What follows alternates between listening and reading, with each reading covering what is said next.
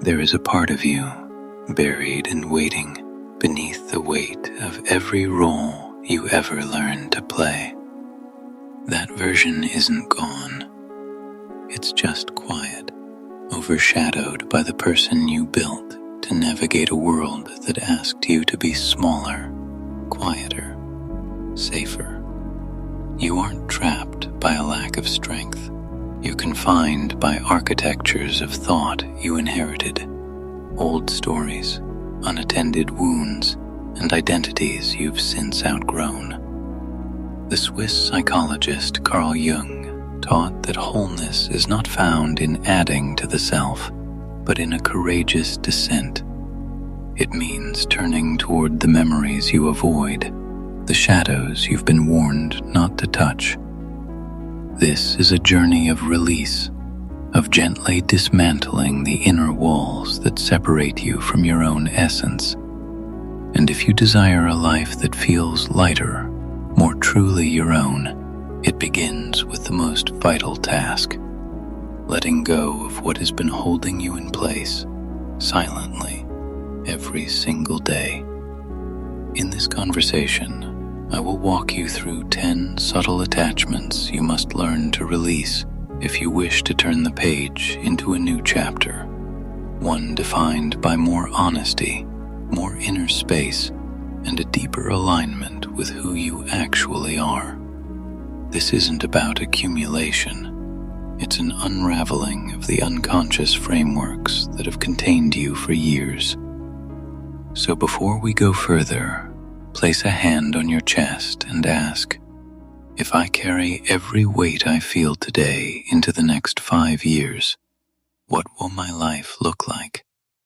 If the answer is unchanged, then you are listening at the right moment. Because this process of release doesn't just alter your circumstances, it returns you to yourself. Number 1. Your allegiance to a former self. There are days you feel an invisible pull backward, a magnetic drag toward old reactions, even as your conscious mind knows you have evolved. This isn't a flaw in your character. It is the ghost of a past identity, a cluster of memories, beliefs, and emotional reflexes that solidified at a time when you needed them to survive.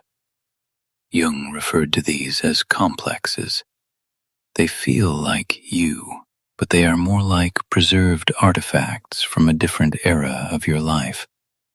You believe you are choosing, but often you are reenacting a pattern designed by a younger self who felt afraid, unseen, or compelled to contract for safety. Notice it in the subtle moments.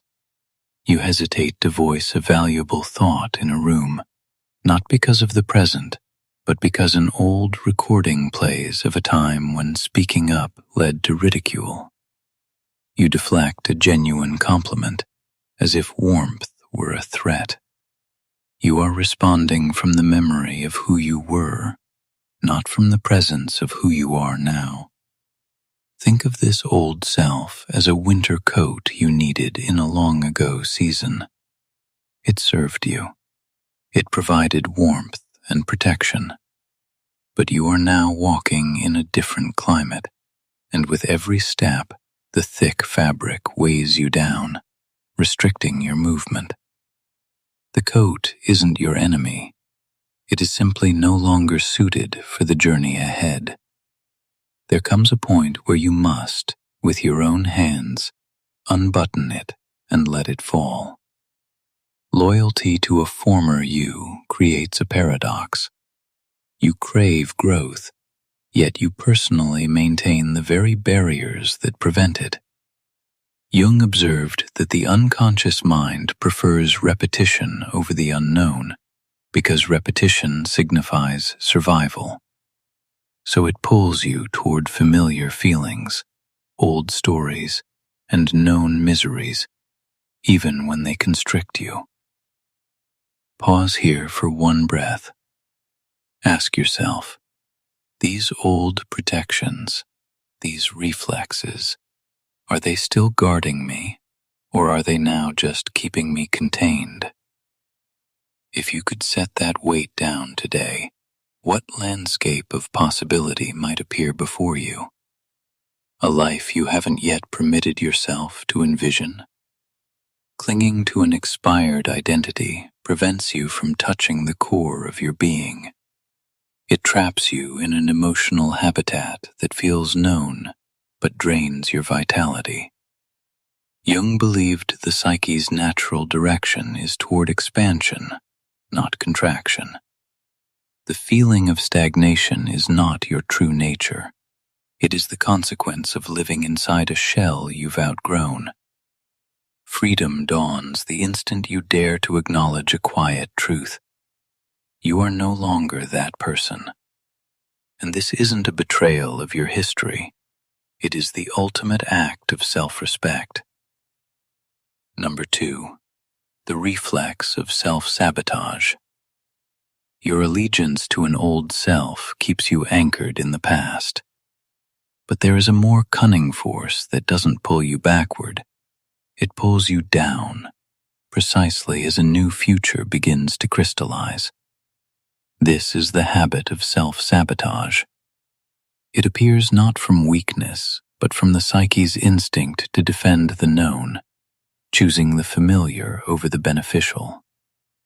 Jung wrote, "People will do anything, however absurd, to avoid facing their own soul.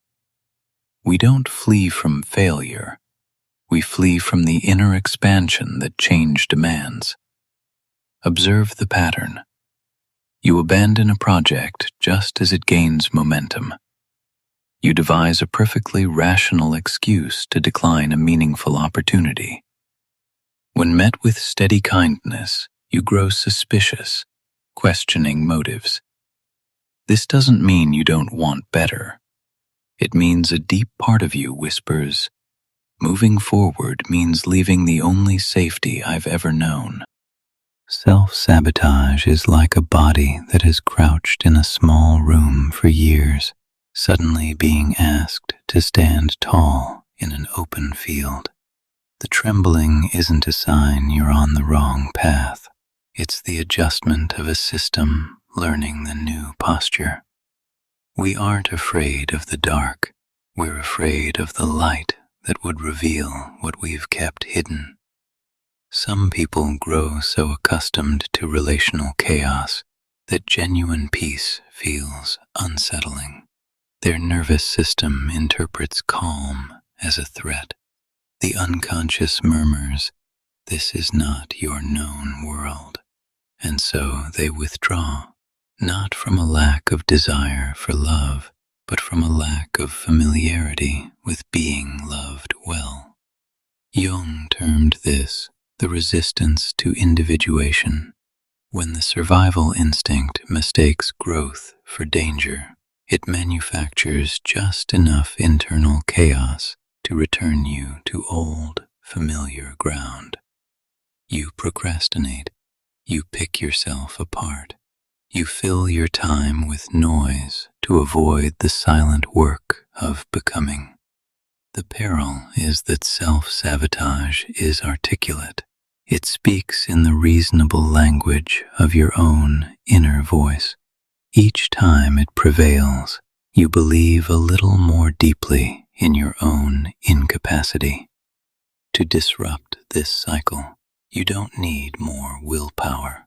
You need enough awareness to notice the old script as it begins to play. Consciousness is the knife that cuts the unconscious tie, and when you choose to step forward, even with a racing heart, you start to rewrite the neural pathway. Number 3. Relationships that deplete your energy. Yet sometimes the source of your weariness isn't internal at all. It flows from connections that seem intimate but steadily drain your emotional reserves. The next step is learning to recognize these bonds and, when necessary, to walk away. Not everyone who crosses your path brings nourishment. Some arrive with open arms, yet carry hidden burdens they quietly place upon you. They speak your name with affection, yet you feel yourself diminishing in their presence. Jung noted, "The meeting of two personalities is like the contact of two chemical substances.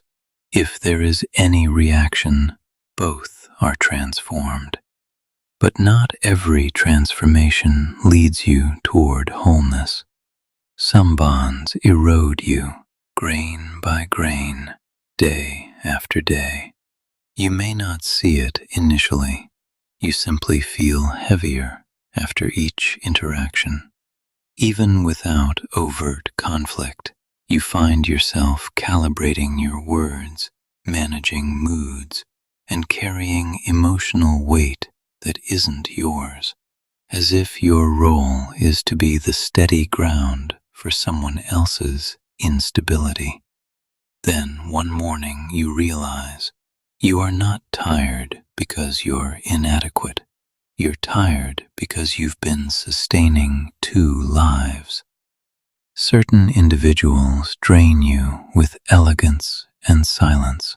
They don't shout. They simply let you hold their unresolved pain, assuming it is your duty to maintain their equilibrium. Consider a friendship where you are the first call in every crisis, yet your own struggles are met with distraction or absence. You become the anchor they cling to in their storm, but they rarely check if you're being pulled beneath the surface. If you're willing to sit with a difficult inquiry, ask yourself, in that dynamic, who have I been training myself to be? You're welcome to share that small revelation in the comments below. Sometimes writing it down is the first act of seeing it clearly. Energy-draining relationships often begin with compassion. You believe you are helping, but in truth, you are slowly disappearing to keep someone else afloat. Jung proposed that what we attract in others often mirrors our unconscious beliefs. If you consistently find yourself with takers or emotional manipulators, it may stem from an old, buried sense that you are only worthy of partial love. These old blueprints lead you to tolerate what you should have released long ago. These connections do more than consume time. They corrode your sense of worth. They muffle your inner voice, replacing it with a sigh you learn to suppress. And most dangerously, they acclimate you to emotional scarcity until you forget that a true bond should leave you energized, not exhausted. Examine the relationships where you feel compelled to make yourself smaller, to over-apologize, or to constantly steady the boat.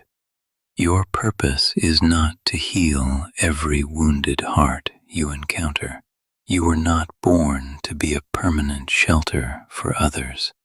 If that shelter collapses each time you try to stand upright, the task isn't to abandon everyone. It is to recognize that your energy is a finite resource. Guarding it is a responsibility to your own existence. A life-giving relationship expands you. It doesn't contract you. It offers space to grow, not burdens to bear. It encourages you to step into your light, not to dim it for another's comfort. And when you create distance from what depletes you, you make room for healthier connections to find you. Just as a vessel can only receive fresh water once it is emptied of the stale. Number 4, the dependency on external approval. Relationships can drain you from the outside, but there is a more insidious exhaustion, the fatigue that comes from erasing yourself to secure the acceptance of others. The longing to be loved is human, but when that longing becomes a compulsion, you begin trading your authenticity for a persona you believe will be easier to love. Jung called this the persona, the social mask we craft to belong.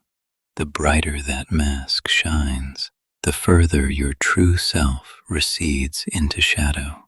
You'll catch yourself agreeing when you want to dissent, smiling through hurt, pretending composure when you're fracturing inside, all to preserve an image of agreeability and strength.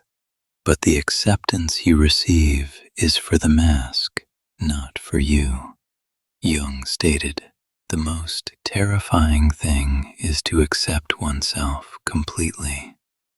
Our deepest fear isn't criticism from others.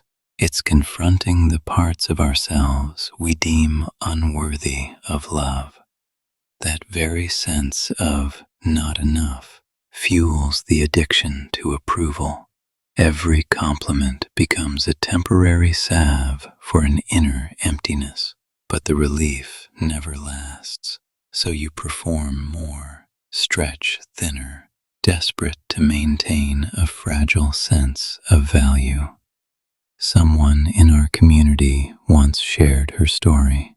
She was a chronic people pleaser at her office, accepting extra work without pay, staying late to cover for colleagues, never setting a boundary for fear of being seen as difficult. She lived as a mirror, reflecting only what others wanted. Ironically, the more she sought to please, the more invisible she became to herself.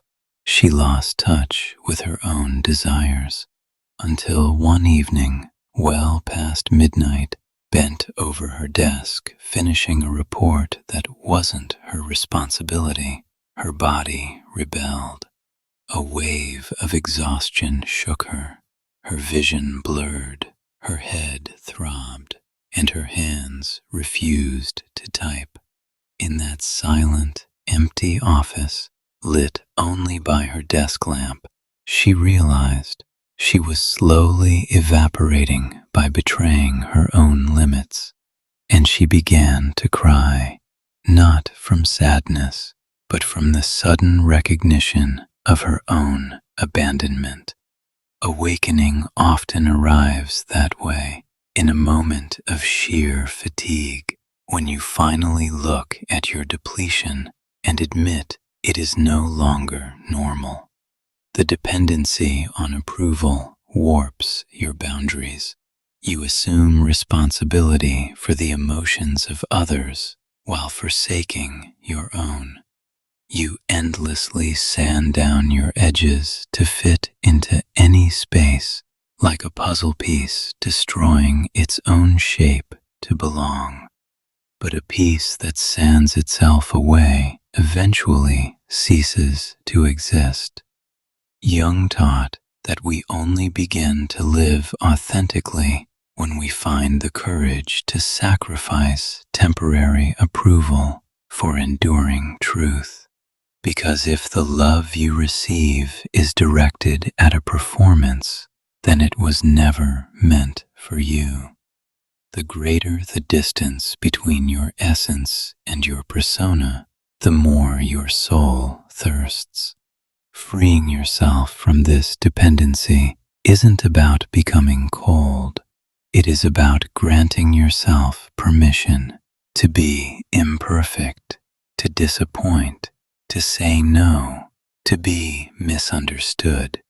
It is reclaiming the energy invested in the mask and returning it to your core. Your worth must be measured by an inner metric, not an external applause. The acceptance that matters most arrives in the moment you finally turn inward and meet your own gaze. Number 5, the demand for total certainty. Some cannot begin until they see the entire staircase. They delay, waiting to understand step 10, while step 1 sits clearly at their feet. They call it prudence, but beneath that rationale lives a primal fear, the fear of entering territory the unconscious has not yet mapped. Jung wrote, "Until you make the unconscious conscious, it will direct your life, and you will call it fate." When you insist on absolute certainty, you are being directed by old memories and silent wounds. The need for control masquerades as thorough preparation, but its true aim is to keep you inside the known. You analyze, you calculate, you envision every scenario, yet the more you think, the more anxiety grows. The more you prepare, the less ready you feel. This endless planning is not a runway. It is procrastination dressed in intellectual robes. The reality is this: no one possesses a complete map of their life. The map draws itself only as you walk. But those obsessed with certainty believe the opposite. They demand the chart first, every route detailed, every outcome predictable. Life does not unfold like a solvable equation. It moves like a river, flowing only when you step into its current, revealing the way forward only as you travel. This demand often roots in old injuries. If a past decision once caused profound pain, the unconscious logs it as data and now amplifies risk, convincing you that every new step is perilous. But the unconscious cannot differentiate between true danger and imagined threat. It only knows how to sound the alarm. So instead of living, you spend your days rehearsing failure, constructing disasters that will likely never occur.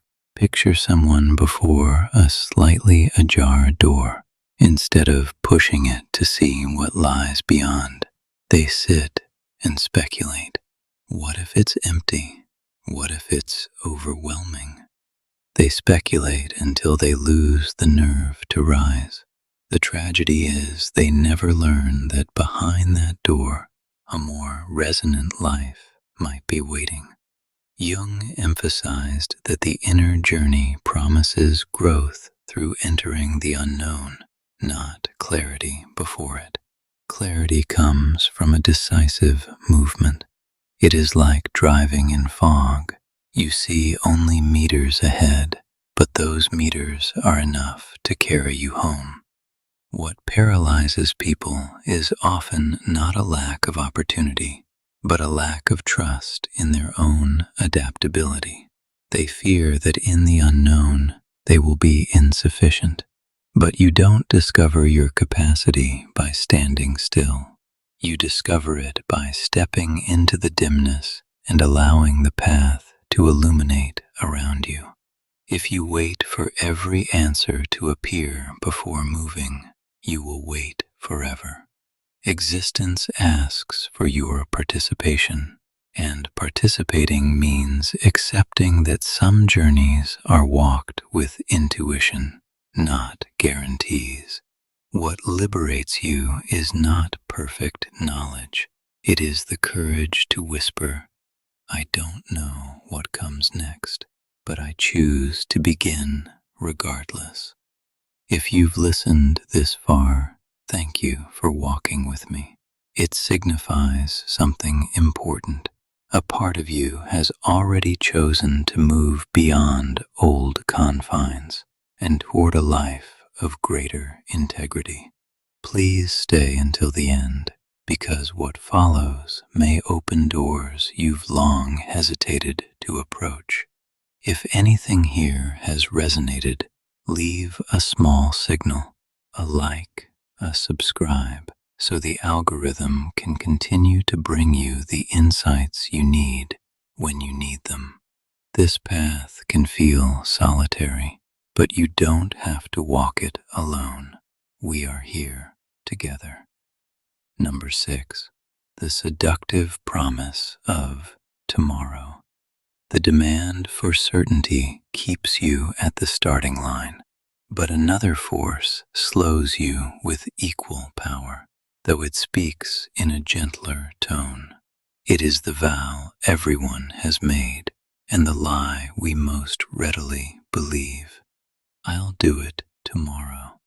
Tomorrow is the soft cushion the unconscious offers when you near something meaningful.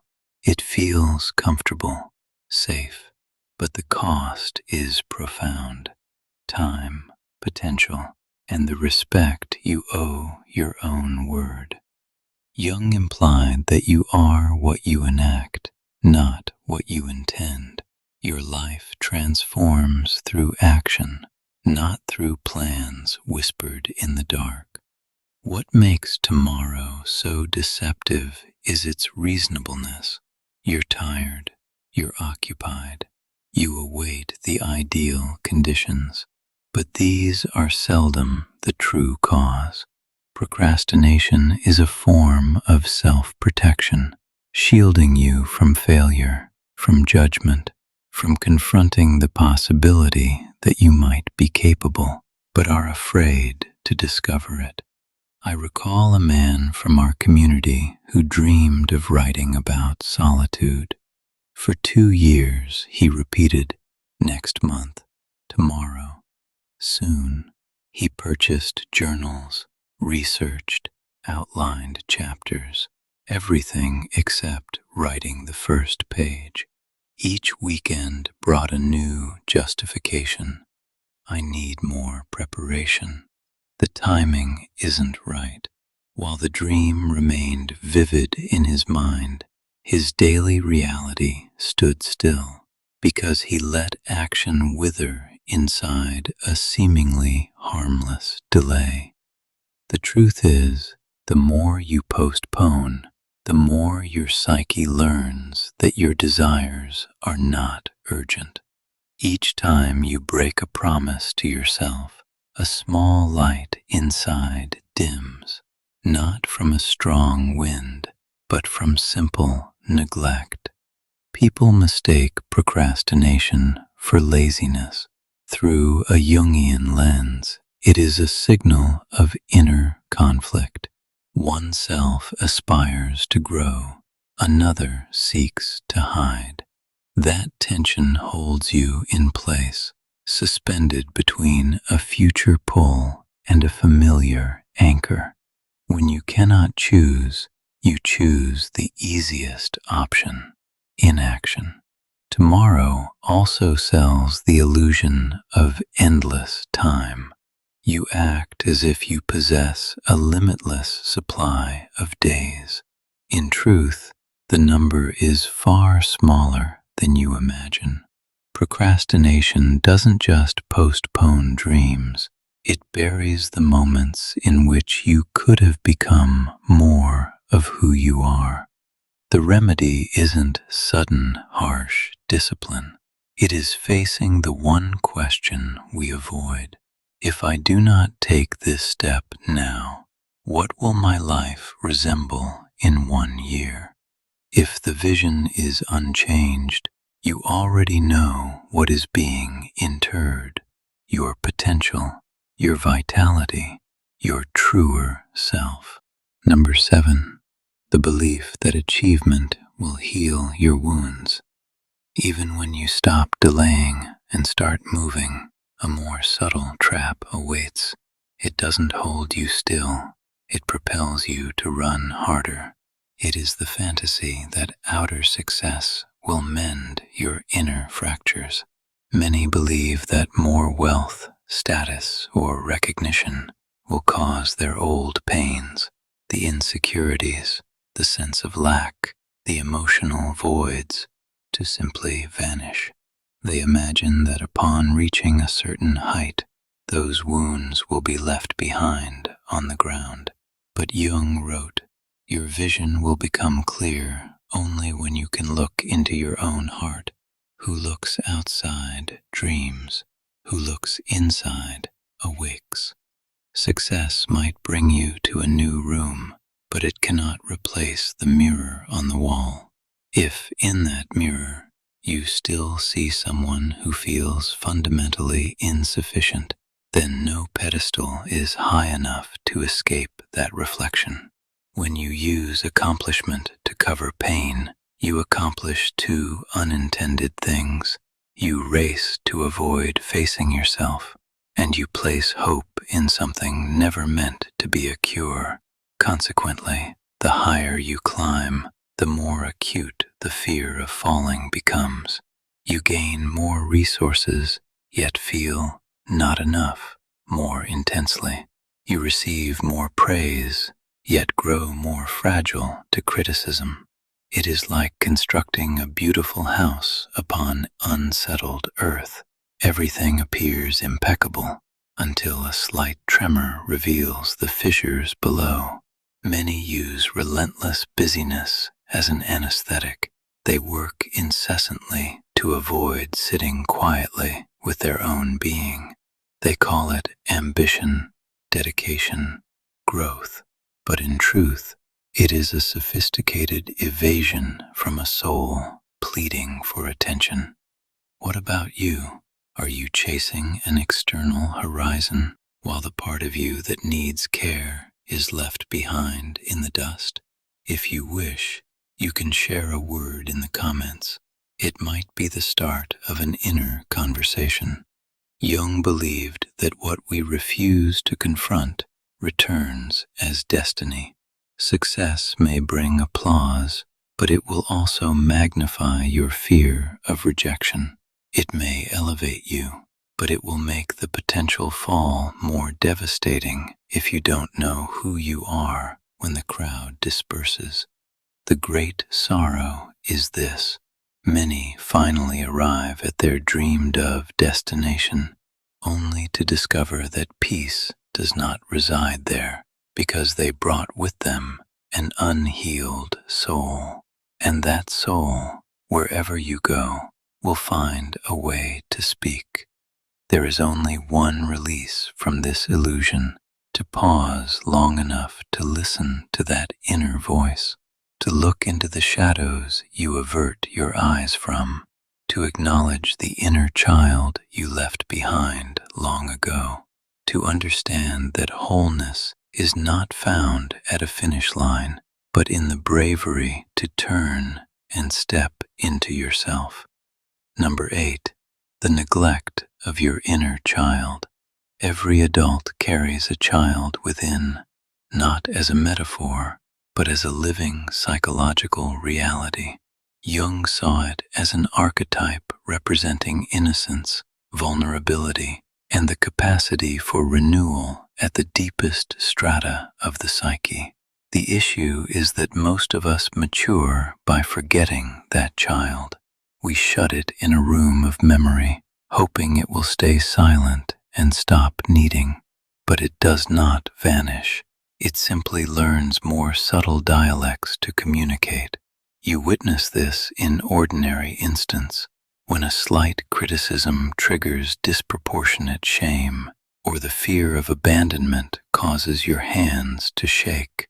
These reactions do not belong to your adult self. They emanate from the child who was once dismissed, invalidated, or forced to become prematurely resilient. That child still lives within, trying to protect you using the only strategies it knows: withdrawal, perfectionism, people-pleasing, or control. Abandoning the inner child allows old injuries to steer your life from the shadows. It leads you to choose incompatible partners, remain in unsupportive environments, fear prosperity, or undermine the good that comes to you. Jung proposed that unhealed portions of the psyche repeat themselves in life as a form of fate until we muster the courage to look directly at them. Many imagine inner child work as a complex ritual. In reality, it begins with the simplest of gestures, treating yourself with the kindness a nurturing adult would show a hurting child, allowing yourself to feel grief without self-rebuke, saying, "I need rest," instead of pushing through exhaustion, recognizing that your anxiety has a history and choosing not to mock it, asking, "What are you afraid of?" rather than commanding yourself to be strong. Like any child, your inner child doesn't need immediate fixing. It needs to be heard, seen, and to know that you stand beside it, not against it. When you begin to care for this younger self, something remarkable occurs. You don't only heal the past, you open the future. You become more compassionate, yet less fragile, stronger yet more flexible, mature yet less hardened. You cease reacting from wounding and start acting from awareness. Number 9. Perfectionism pretending to be discipline. The inner child suffers when you deny your genuine feelings, but there is a more clever mechanism that tricks you into believing you are being diligent, when in fact you are tightening a constraint around your own throat. Perfectionism.